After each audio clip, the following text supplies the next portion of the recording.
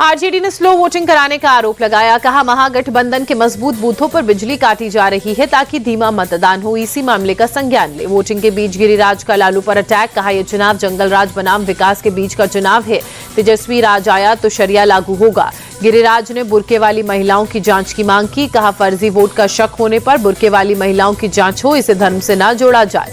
अररिया में मोदी ने कहा एनडीए की सरकार बनना तय है। बिहार के हर कोने से एक ही आवाज फिर से एनडीए की सरकार बनेगी। पीएम मोदी ने कहा मेरी मालिक जनता है और यही मेरा परिवार भी। आपका सपना ही मोदी का संकल्प। पीएम ने आरजेडी पर हमला बोला। कहा जंगलराज वालों ने बिहार को तबाह किया। वे खुद को शहंशाह मानते हैं। कट्टा कुशासन करप्शन आरजेडी की पहचान।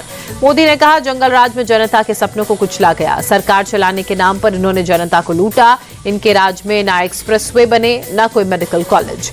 अररिया में पीएम मोदी ने कहा आरजेडी के नेता पूरी पीढ़ी का भविष्य खा गए। जंगल राज में एक भी आईआईटी, आईआईएम, एम्स नहीं बना। जंगल राज में बिहार का विकास रुक गया। घुसपैठियों को बचाने में जुटी कांग्रेस आरजेडी। पीएम ने कहा ये लोग घुसपैठियों को बचाने में लगे हैं, उन्हें यहाँ का नागरिक बनाने में जुटे हैं। हम घुसपैठियों को देश से बाहर निकालेंगे, जो जहां से आया था उसे वहीं भेजेंगे।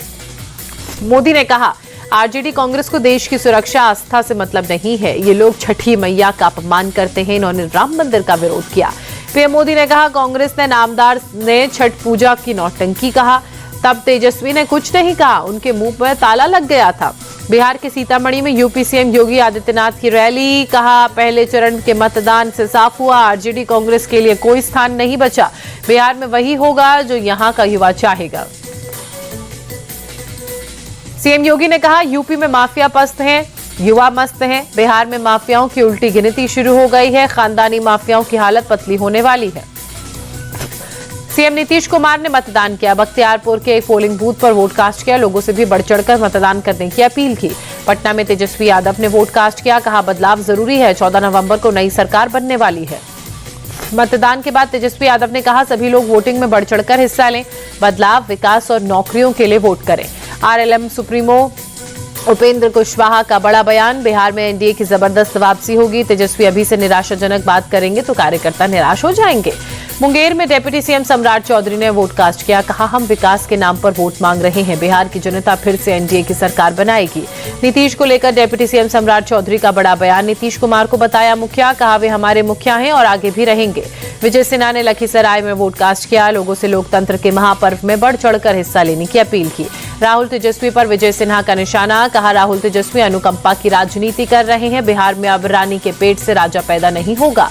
राहुल गांधी की प्रेस कॉन्फ्रेंस पर अमित शाह का पलटवार। बेतिया की रैली में कहा जितनी प्रेस कॉन्फ्रेंसेस करनी है करो, हम एक एक घुसपैठिए को बाहर निकालेंगे। शाह ने एनडीए सरकार बनाने का दावा किया। कहा मोदी नीतीश के नेतृत्व में एनडीए की सरकार बनना तय है। 14 नवंबर को सुबह 11 बजे तक लालू राहुल की पार्टियों का सफाया हो जाएगा। राहुल गांधी के फर्जी वोट वाले बयान पर एमपी के सीएम मोहन यादव ने कहा सिर्फ लोगों को भ्रमित कर रहे हैं। बिहार चुनाव के समय वे हरियाणा की बात कर रहे हैं। मोतिहारी में प्रियंका गांधी की चुनावी रैली। नीतीश सरकार पर साधा निशाना।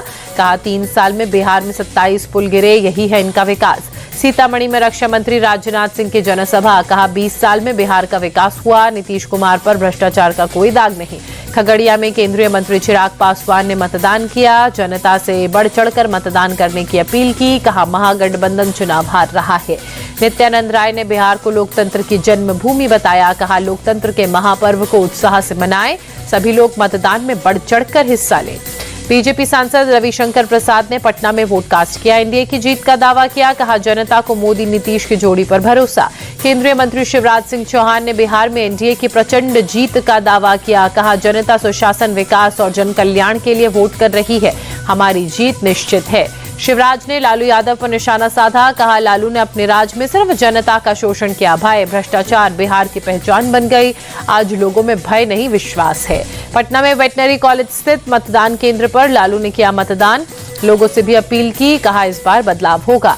मतदान के बाद लालू का ट्वीट। बोले तवे से रोटी पलटती रहनी चाहिए, नहीं तो जल जाएगी। 20 साल बहुत हुए, नए बिहार के लिए तेजस्वी सरकार जरूरी। राबड़ी देवी की बिहार की जनता से अपील। घरों से निकलकर मतदान में बढ़ चढ़कर लें हिस्सा। कहा इस बार बदलाव होगा, जनता बदलाव लाएगी।